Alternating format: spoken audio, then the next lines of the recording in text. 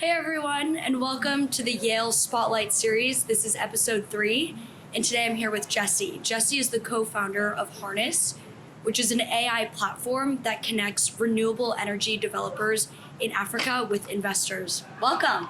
Thank you so much, Sophie. Just a little bit about me. I am a native of Botswana and Uganda. Born and raised in Botswana, spent the first 20 years of my life there, and my parents are Ugandan. Fun fact.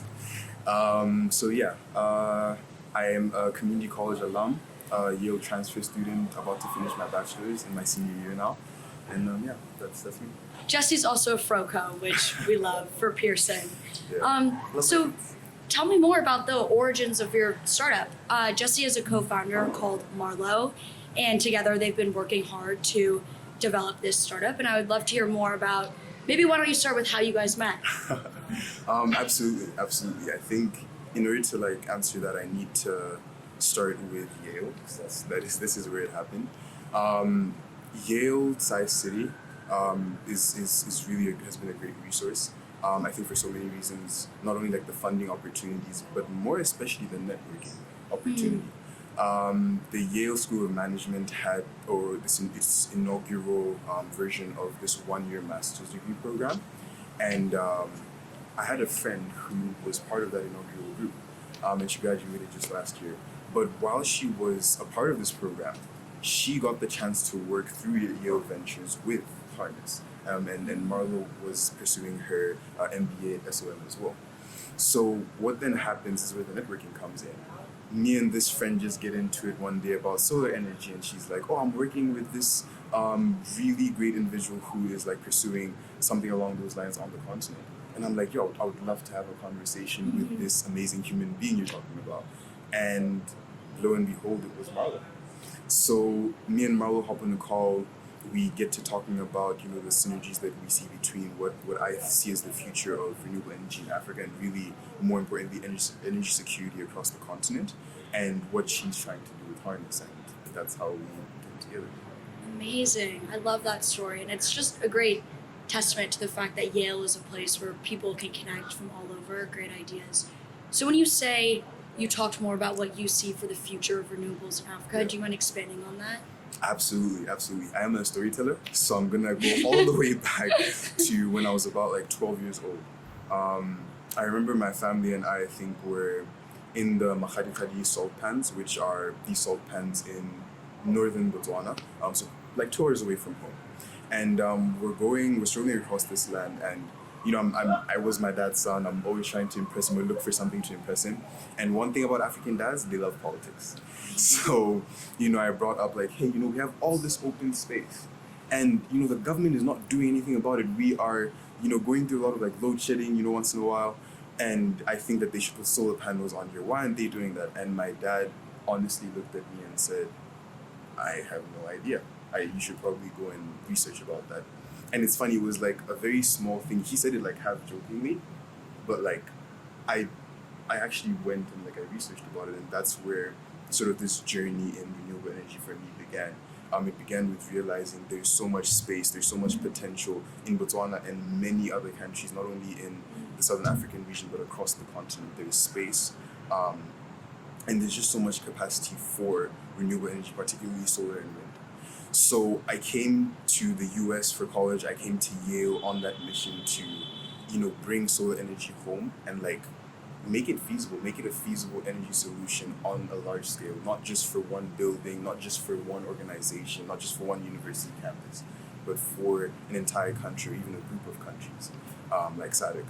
So that was my mission. That was what I had in mind. I want to bring solar energy home. When me and Marlo get into this conversation, I realized something that for me I think was really profound, was life-changing. I realized everybody sees it. I'm not the only person that sees the solar potential of Botswana. I mean, it's along the tropics. Everybody knows that it's capped, or it's really, it has really great potential for solar. Everybody sees it, but not everybody has the resources, the personnel, the expertise, both technical and socio-political. Not everybody can bring those ideas to life. And I was in that exact same position.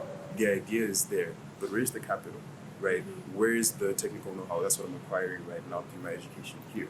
But there's so much more that goes into it, and I think honestly the most important thing and the greatest barrier is the financing. So when Marlo comes in, and Marlo already had this vision, she already knew what she wanted to do, and she's telling me about how she sees a delocalized or decentralized energy market in Ghana where people are, building solar projects and it's really booming right now. What she realized was there's a cap on on what scale of projects these developers can take on. And that's where she sort of saw herself and her vision filling in the gap. Bringing in, investors, climate tech investors, impact investors, ESG investors who are looking for an ROI, but looking to invest in something that will impact people.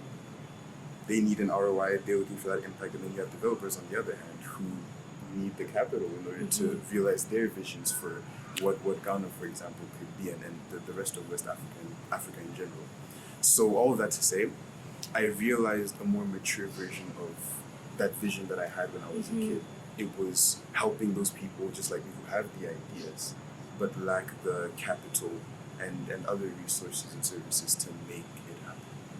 That's amazing. I love that your story is really rooted in a passion that's been something basically lifelong.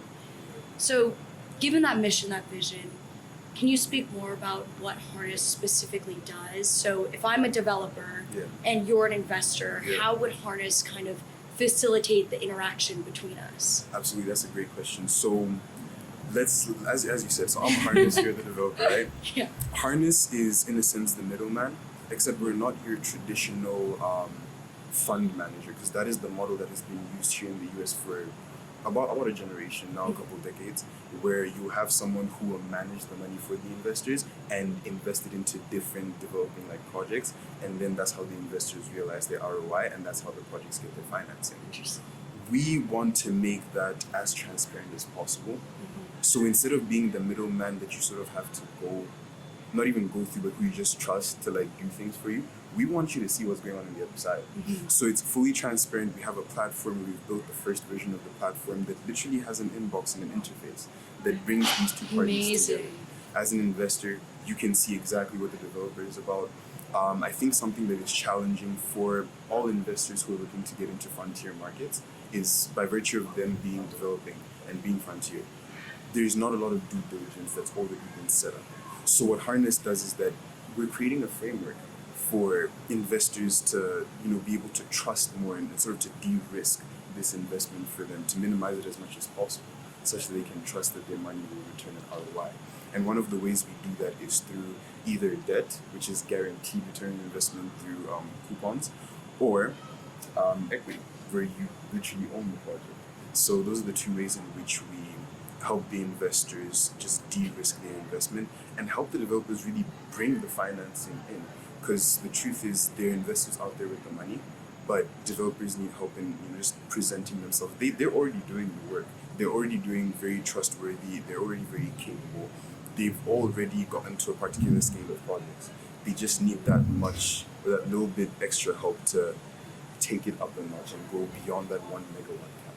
Interesting. So basically, you guys saw a problem, and Harness is the solution to this big problem.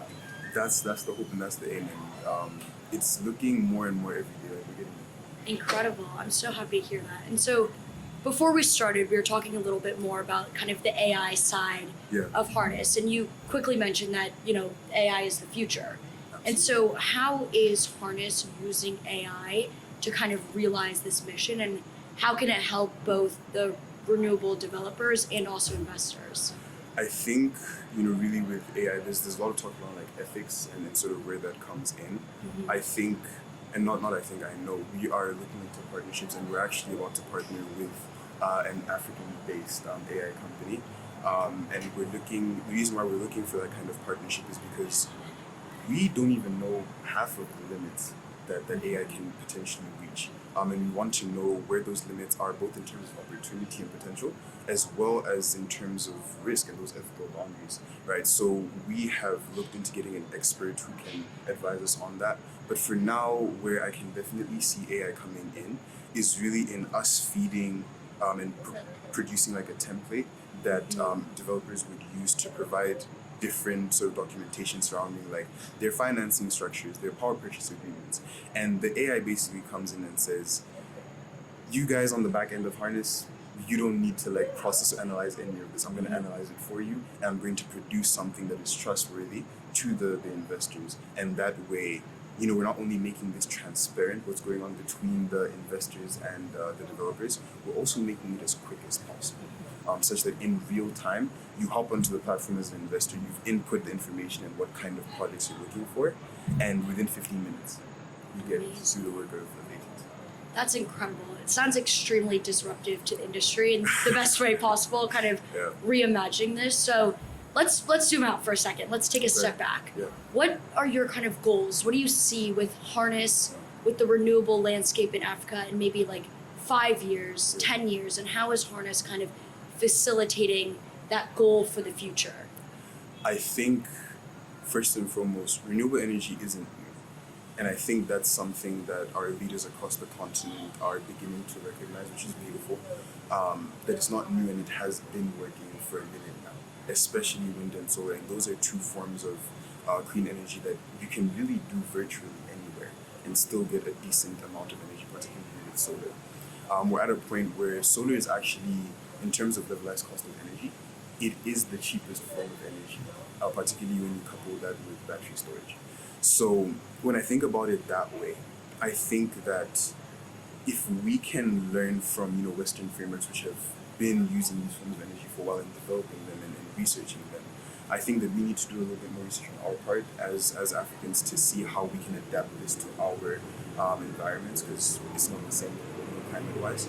So there's that aspect of things, but even if we just take the technology that has already been produced across the world and bring it onto the continent and build the solar systems that are already in the works and already being built, but scale that up a notch. And instead of going for just your tier 1 residential and commercial buildings, we actually take this to utility scale, where we're powering entire towns.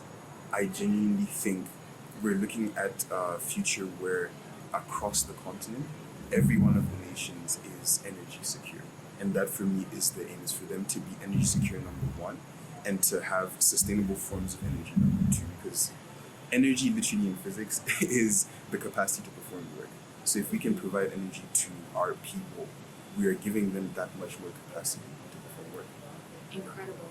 And so kind of zooming in more a short run view of Harness, what do you think are the next steps for you guys to kind of achieve these goals? Maybe in terms of the team, growing the company? Yeah.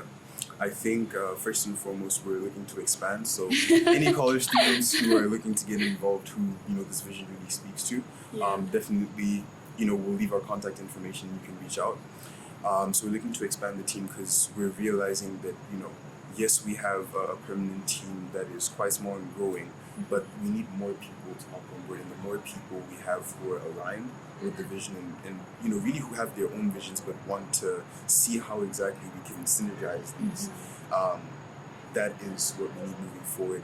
We're also looking to get some VC investors involved, people who can see that frontier markets are really coming up. There's a lot of articles actually like coming up, especially in recent days. Our incubator, with Climate Haven, or our incubator being Climate Haven, mentor, they actually forwarded us an article that was written about the future and the brilliant future of renewables across the continent.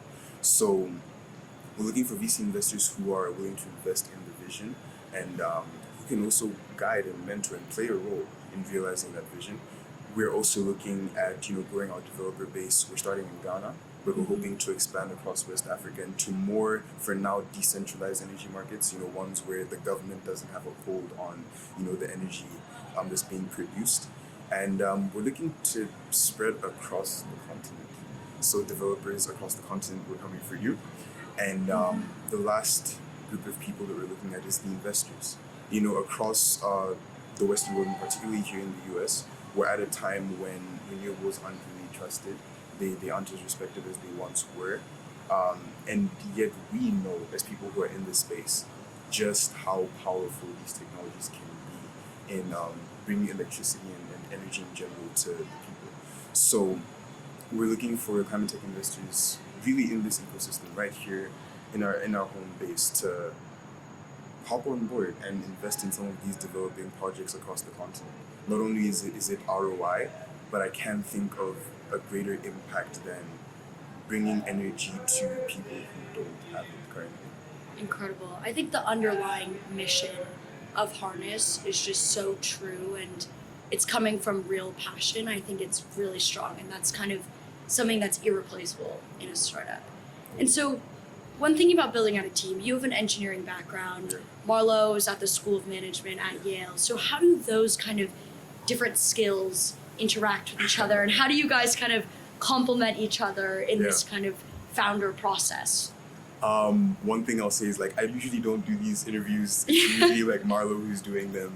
I'm pretty shy in front of a camera, but Marlo is so confident. She trusts the vision. She puts her weight on the vision, and it shows in the way that she shows up in these kinds of spaces, in the way that she shows up in pitch competitions.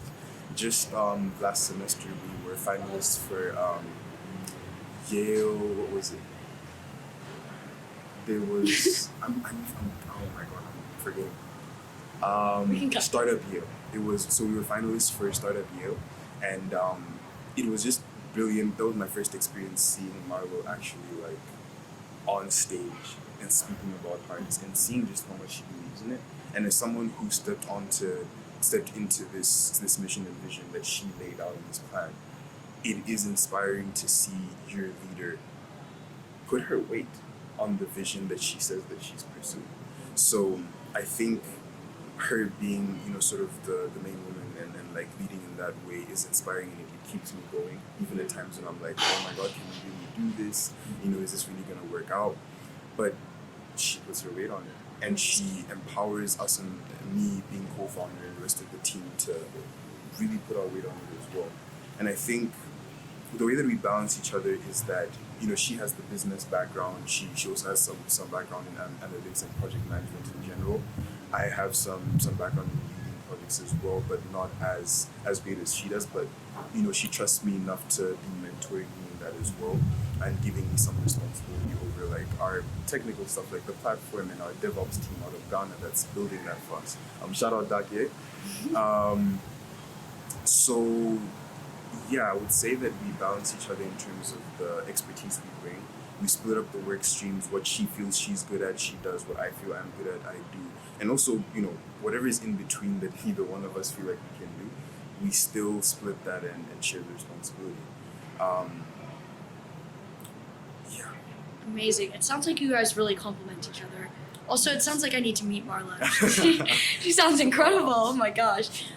And so, now that you guys have been working together for quite a while, have you guys encountered any significant challenges, or were there any moments where you really felt like, you would have to pivot? Or I think there have definitely been moments where we're questioning, especially when it comes to the financing, like, okay, how do we get financing? It's like realize this platform and in the long term realize this vision for energy across the continent. And so yeah, I'd say that's probably the most significant challenge, is getting people to even just like listen and to hear like, this is what we're trying to do. This is the expertise that we already have, and this is the knowledge that we have, and what is true that's already going on. There's already something that's been sparked across the continent in so many different areas, and energy is just one. So getting people to listen to that and to take the time to, do whatever due diligence they need to on us, that's definitely been a bit of a challenge. But once we can get over that financing milestone or like challenge, I think that we will be in a really good spot. And even in terms of that, I think we're already really pushing beyond these barriers. In that, just a couple of days ago, I mean, this being Climate Week in New York is so perfect. NVIDIA reached out and accepted us into their Inception program, which is huge because that gives us access to VCs, investors, but also just the tools for developing the platform and hosting the platform as well, which does cost a pretty penny. So that was a really great piece of news, and I think that sort of reinvigorated my belief in this vision, because if NVIDIA thinks okay, this is feasible, of course I do too. Yeah. That's incredible. I mean, huge congratulations, that next milestone. And so, once you graduate Yale, you are a senior. Yep. What do you kind of see harness, the role that it will play in your life post-grad? Is this kind of a plan that you have for full-time? Absolutely, absolutely. You know, when I hopped on board with Marlo, one thing that I said to her was, because I actually hopped on, I was just volunteering, helping out here and there, wherever I could. And, you know, when she then asked me to come on as co-founder, I said, you know what, I'm in this for the long run. I'm inspired by what you're trying to do and inspired by what I've always been trying to do. And I want to take this across the continent. I want to not only see it in Ghana, not only see this movement in West Africa, I want to see us, you know, even going across the board from decentralized to centralized energy markets to inspire places like Botswana, where like the government is the biggest energy producer, to open up the private market, you know, like allow private entities to come in and actually like own some of these energy producing assets and to sell it to the people. That is perfectly fine. The most important thing is for the power to be brought to the people. So until electricity is brought to the most rural and the least electrified places across the continent, villages, towns, townships, I can't rest. I can't rest. So that is my personal mission, and I think and believe strongly that Harness can take us there.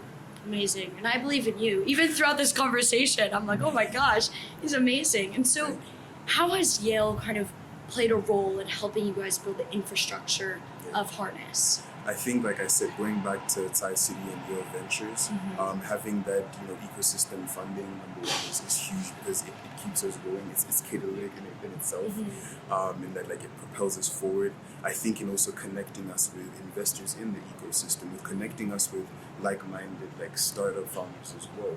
That's been huge because even if we're not necessarily doing the same thing or our missions aren't the same, I think getting to join hands with people who are on this road to, you know, a public benefit startup. It's great to not have to walk it alone. It's great to talk about like some of the challenges that come, you know, on the daily of trying to like propel this forward, like on days when you don't feel like doing it. It's nice when you get a call or a message from someone who is like, you know, I really don't feel like doing work today, but you know, we can talk each other and really bring life and talk life into one another. And I think that has been brilliant, and that's something that I've definitely received through Thai City and Yale Ventures. And I think even just on a very academic level, I'm doing the energy study certificate, which has been a huge propellant. Number one, because I'm learning more and more about different forms of energy and writing, you know, papers on energy policy and studying, you know, energy policy papers, both in Botswana and here in the US, and just learning about how the US has gotten to this point in terms of their pursuit of energy security, and just how we as Africans, as Botswana, from the continent of Africa, which is made up of many nations, how we can do the exact same in our own way. Amazing. So going back more to your background in Botswana and Uganda, we were talking both before a little bit about this, but tell me what your favorite food is from home. Is there anything you miss here in New Haven? Although we have great pizza, I know probably not great representation of home. Yeah, I would say, so I'm going to do both. I'll take one from Botswana and I'll take one from Uganda. And I apologize to my Botswana and my Ugandans because this may not be what you wanted me to say, but I miss this because we don't have it here. In Botswana, I grew up eating palage. Palage is, it has actually, it's across different cultures, it has different names. I know that in Kenya it's called ugali. In West Africa, some people refer to it as fufu. But in Botswana, it's palage. It's palage, and palage is basically this staple food that is a starch. It's made up of maize meal that has been like milled into a fine powder. And so you cook this, you can cook it halfway into like a porridge, or if you go all the way, you then create this swallow in this dish that you can eat with gravies or stews. And I miss that so much. So much. So next time I'm home, best believe every day, no rice, just palage. As for Uganda, I would say chapati. Chapati is something that's like near and dear to my heart, I think, because, you know, growing up, that was something that I loved it so much. It was what connected me with, I think, members of like my mother's side and my father's side, because you make it on both sides. I think it was just a way for me to connect with my culture, especially being so far away from it, being in Botswana, but being culturally Ugandan. And chapati is also just really easy to make. It's literally flour, water, salt, and a little bit of sugar and oil don't forget the oil. But yeah, I just love even having the opportunity here to make that and to share it with friends, not only friends from the continent and friends within the East African region, but also with friends all around the world. I literally made it for our frosh just the other day. Amazing. I love that you can kind of take a piece from home and the culture and share it with everyone. It's such a good way to connect. Absolutely. It's been a great way for me to connect with people here, just learning more about like American culture and really the hot pot that it is, and also being able to contribute in any way I can. Amazing to hear. Well, thank you so much again for coming on the podcast. Justy and I actually know each other from French class, but I think we learned a whole new side of each other, and I'm just seriously impressed by the vision and the mission, and I really wish you guys all the best, and I can't wait to log on to Harness, see the updates, and I'm really looking forward to it. Thank you, and I can't wait to see you in this very soon. Thank you. Woohoo! Oh my god, you killed it! Thank you. You're so good! That was really, really good.